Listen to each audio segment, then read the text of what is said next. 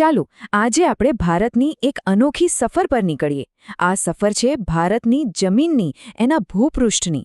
ઊંચા પર્વતોથી લઈને વિશાળ મેદાનો અને પ્રાચીન ઉચ્ચ પ્રદેશો સુધી આપણે જોશું કે આપણો દેશ ભૌગોલિક રીતે કેટલો વૈવિધ્યસભર અને અદ્ભુત છે.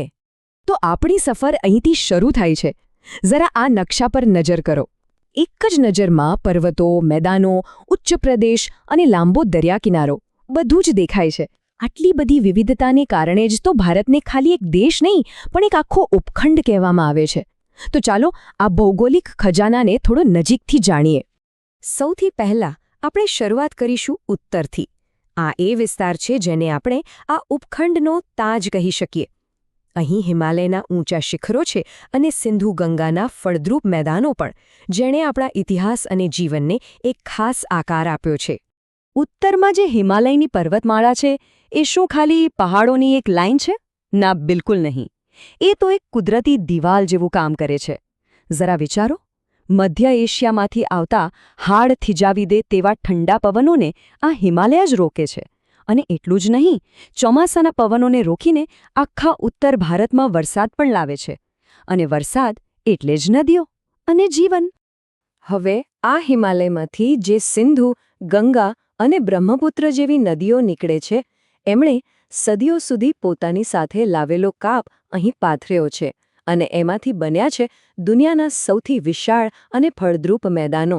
આ એ જ જમીન છે જ્યાં આપણી પ્રાચીન સભ્યતાઓ પાંગરી હતી અને આજે પણ આ વિસ્તાર ભારતનું કૃષિ હૃદય છે અને એટલે જ અહીં દુનિયાની સૌથી ગીચ વસ્તી વસે છે. ચાલો હવે ઉત્તરથી થોડા નીચે ઉતરીએ, દક્ષિણ તરફ, અને પહોંચીએ ભારતના પ્રાચીન હૃદય સુધી, એટલે કે દ્વિપકલ્પીય ઉચ્ચ પ્રદેશ. આ ભારતનો સૌથી જૂનો અને ભૂસ્તરીય રીતે કહીએ તો સૌથી સ્થિર ભૂમિભાગ છે. આ જે વિશાળ ત્રિકોણાકારનો ભૂમિભાગ દેખાય છે એ જ છે દખ્ખણનો ઉચ્ચ પ્રદેશ. તમને જાણીને નવાઈ લાગશે કે આ પૃથ્વીના સૌથી જૂના ભૂમિભાગોમાંથી એક છે. મતલબ કે લાખો વર્ષોમાં ગમે તેટલા ફેરફાર થયા પણ આ અડીખમ ઊભો છે.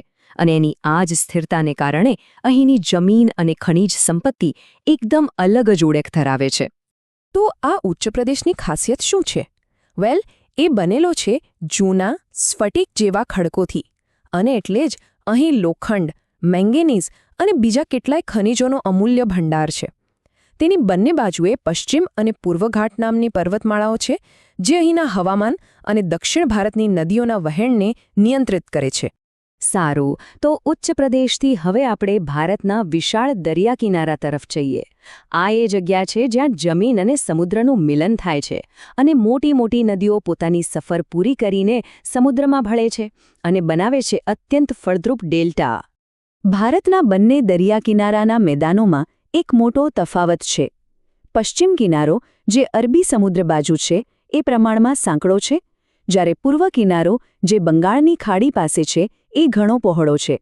અને આ પહોળાઈને કારણે જ મોટી નદીઓને ડેલ્ટા બનાવવા માટે અહીં વધુ સારી જગ્યા મળે છે. મોટાભાગની મોટી નદીઓ પૂર્વ તરફ જ કેમ વહે છે? કારણ કે દખ્ખણના ઉચ્ચ પ્રદેશનો ઢાળ સામાન્ય રીતે પૂર્વ તરફ છે.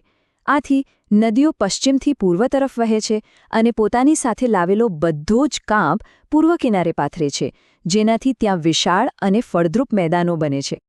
આ પૂર્વ તરફ વહેતી નદીઓમાં મુખ્ય છે ગોદાવરી, મહાનદી, કાવેરી અને કૃષ્ણા. આ બધી નદીઓ પોતાની લાંબી સફરના અંતે બંગાળની ખાડી પાસે પહોંચે છે અને ત્યાં કાંપ જમા કરે છે. આનાથી જ અત્યંત ઉપજાઉ એવા ડેલ્ટા પ્રદેશોનું નિર્માણ થાય છે. તો આ ડેલ્ટા બને છે કેવી રીતે? પ્રક્રિયા એકદમ સરળ પણ બહુ જ રસપ્રદ છે. વિચારો કે નદી પહાડો અને મેદાનોમાંથી પસાર થતી વખતે પોતાની સાથે ફળદ્રુપ કાંપ લેતી આવે છે. જ્યારે સમુદ્ર પાસે પહોંચે છે ત્યારે એનો પ્રવાહ એકદમ ધીમો પડી જાય છે, એટલે એ પોતાની સાથે લાવેલો બધો કાંપ કિનારે જમા કરી દે છે. આ જમા થયેલો કાંપ જ ફળદ્રુપ ડેલ્ટા પ્રદેશ બનાવે છે. અને આનું સૌથી મોટું અને જબરદસ્ત ઉદાહરણ છે સુંદરવન. અહીં ગંગા અને બ્રહ્મપુત્ર નદીઓ મળીને દુનિયાનો સૌથી મોટો ડેલ્ટા બનાવે છે. આ પ્રદેશ તેના ગાઢ મેંગ્રુવ જંગલો, રોયલ બેંગોલ ટાઇગર અને અદ્ભુત જૈવ વિવિધતા માટે આખી દુનિયામાં પ્રખ્યાત છે.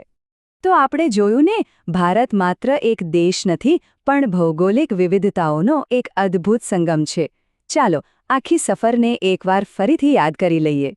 ફરી એકવાર આ નકશા પર નજર નાખો. આપણે ઉત્તરના હિમાલયથી શરૂઆત કરી, ગંગાના મેદાનો પાર કર્યા, દક્ષિણના દખ્ખણના ઉચ્ચ પ્રદેશ પર પહોંચ્યા અને છેલ્લે પૂર્વના સુંદરવન ડેલ્ટા સુધીની સફર કરી. આ એક જ નકશો ભારતની અકલ્પનીય ભૌગોલિક વિવિધતાનો જીવંત પુરાવો છે. આપણે જોયું કે કેવી રીતે એક જ દેશમાં એક તરફ બરફથી ઢંકાયેલા પર્વતો છે તો બીજી તરફ અત્યંત ફળદ્રુપ મેદાનો. એક તરફ ખનિજથી સમૃદ્ધ પ્રાચીન ઉચ્ચ પ્રદેશ છે તો બીજી તરફ હજારો કિલોમીટર લાંબો દરિયા કિનારો. આ જે વિરોધાભાસ છે એ જ ભારતની સાચી ભૌગોલિક ઓળખ છે. પણ આ બધી વાત પછી એક બહુ જ મહત્વનો સવાલ મનમાં આવે છે. આટલી બધી ભૌગોલિક વિવિધતા અહીંના લોકોના જીવન પર, તેમના ખોરાક, પહેરવેશ, તહેવારો, સંસ્કૃતિ અને ઇતિહાસ પર કેટલી ઊંડી અસર કરતી હશે? આના વિશે વિચારવા જેવું છે ને, ખરું ને?